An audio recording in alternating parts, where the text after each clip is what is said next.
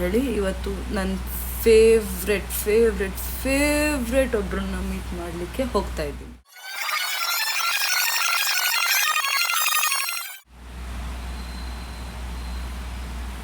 Hi, hello, ನಮಸ್ಕಾರ. Welcome to my mini blog. ನಾನು ಗೊತ್ತಲ್ಲ, ನಿಮ್ಮ ಬಜಾರಿ ಮಾಡಿಸಿ ಏನು ಇಷ್ಟು ದಿನ ಕಾಣೆ ಆಗಿಬಿಟ್ಟಿತ್ತು ಅಂತ ನೋಡ್ತಾ ಇದ್ದೀರಾ. ಸ್ವಲ್ಪ ಹೆಲ್ತ್ ಇಶ್ಯೂಸ್, ಅದು ಇದು, ಸ್ಕೂಲ್ ವರ್ಕ್ ಎಲ್ಲ ಸ್ವಲ್ಪ ಸೇರಿ ಸ್ವಲ್ಪ ಬ್ಯುಸಿಯಾಗಿ ಹೋಗಿದ್ದೆ.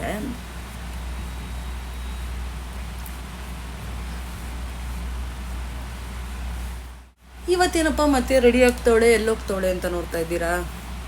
ತೋರಿಸ್ತೀನಿ ಎಲ್ಲೋಗ್ತಾ. ಇವತ್ತು ನನ್ನ ಫೇವ್ರೆಟ್ ಒಬ್ಬರನ್ನ ಮೀಟ್ ಮಾಡಲಿಕ್ಕೆ ಹೋಗ್ತಾ ಇದ್ದೀನಿ. ಯಾರು ಅಂತ ನೋಡಬೇಕು ಅಂತಂದರೆ you have to wait till the end. ಇವ್ರು ಹೇಗೆ ಅಂತಂದರೆ, ನನ್ನ ಲೈಫಲ್ಲಿ ಕಂಪ್ಲೀಟಾಗಿ ನನಗೆ ಹೋಪ್ ಎಲ್ಲ ಕಳ್ಕೊಂಬಿಟ್ಟಿದ್ದೀನಿ, ನನಗೆ ನೆಕ್ಸ್ಟ್ ಏನು ದಾರಿ ಅಂತಲೂ ಕಾಣಿಸ್ತಿಲ್ಲ ಅಂತ ಅನ್ನುವಾಗ ಇವರು ಆಟೋಮೆಟಿಕ್ಲಿ ನನಗೆ ದಾರಿ ತೋರಿಸ್ತಾರೆ. ಯಾವಾಗಲೂ ನಾನು ನಿನ್ನ ಜೊತೆಗಿರ್ತೀನಿ ಅಂತ ಹೇಳಿ ನನ್ನ ಬೆಂಗಾವಲಾಗಿ ಇರೋವಂಥವ್ರು ಇವರು. ಇನ್ನೊಂದೇನು ಅಂತಂದರೆ, ನಾನೇನು ಇವ್ರನ್ನ ತುಂಬ ಚಿಕ್ಕ ವಯಸ್ಸಿಂದ ಏನು ನೋಡಿಕೊಂಡು ನಂಬಿಕೊಂಡು ಬೆಳೆದವಳಲ್ಲ. ಬಟ್ ಯಾರೋ ಒಬ್ಬರು ಅಚಾನಕ್ಕಾಗಿ ಇವ್ರ ಬಗ್ಗೆ ಹೇಳಿದಾಗ ನನಗೆ 2 ತಲೆ ಹಿಡ್ಕೊಂಡೇ ಇವ್ರನ್ನ ನೋಡೋಕ್ಕೆ ಹೋಗಿದ್ದು.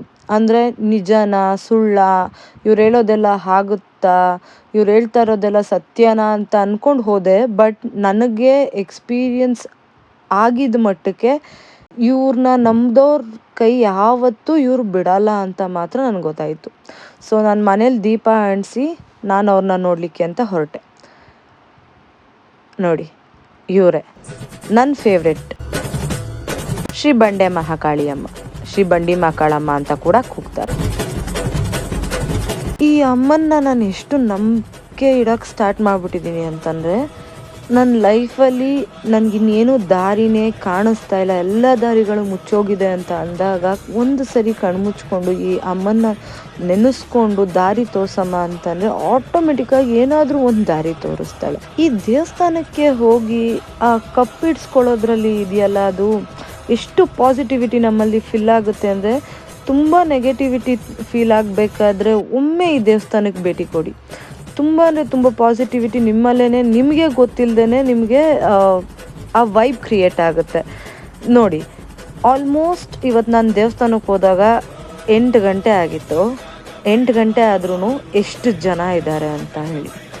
ದೇವಸ್ಥಾನದ ಒಳಗಡೆನೆ ಒಂದು ಚೌಲ್ಟ್ರಿ ಥರ ಮಾಡಿದ್ದಾರೆ. ಸೊ ಅಲ್ಲಿ ಕ್ಯೂ ಅಲ್ಲಿ ಹೋಗಬೇಕಾಗುತ್ತೆ. ಆ ಕ್ಯೂ ಅಲ್ಲಿ ಹೋಗಬೇಕಾದ್ರೆ ನಿಮಗೆ ಕವಿರತ್ನ ಕಾಳಿದಾಸ ಅವ್ರ ಕಂಪ್ಲೀಟ್ ಲೈಫ್ ಸ್ಟೋರಿನ ಅಲ್ಲಿ ಪಿಕ್ಚರೈಸ್ ಮಾಡಿದ್ದಾರೆ.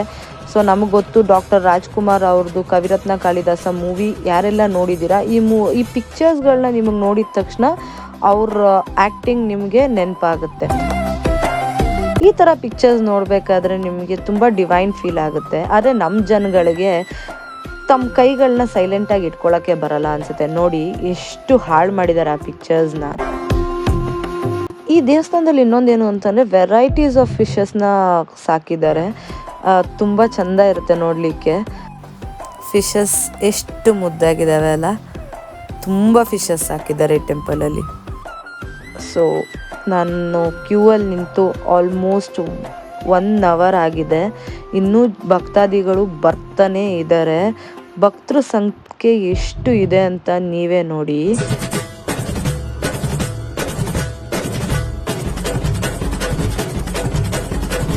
ಸೊ 9 ಗಂಟೆ ಆಗಿದೆ, ಬಟ್ ಭಕ್ತರು ಬರ್ತಾ ಇರೋದು ನೋಡಿ, ಇನ್ನೂ ಬರ್ತಾನೆ ಇದ್ದಾರೆ. ಇದರಲ್ಲೇ ಗೊತ್ತಾಗುತ್ತೆ ಆ ಅಮ್ಮನ ಶಕ್ತಿ ಏನು, ಆ ಅಮ್ಮನ ಮಹಿಮೆ ಏನು ಅಂತ ಹೇಳಿ. ಇದು ಗರ್ಭಗುಡಿ.